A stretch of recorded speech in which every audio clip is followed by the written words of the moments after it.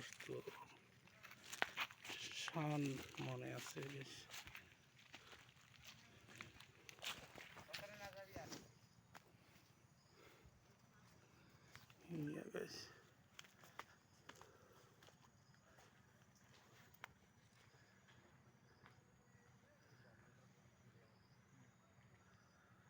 এইয়া গাইছ বেছি সময় ৰখবা নোৱাৰোঁ এতে খুব মানে ডেঞ্জাৰ পৰিস্থিতি মামা বেক বেক বেক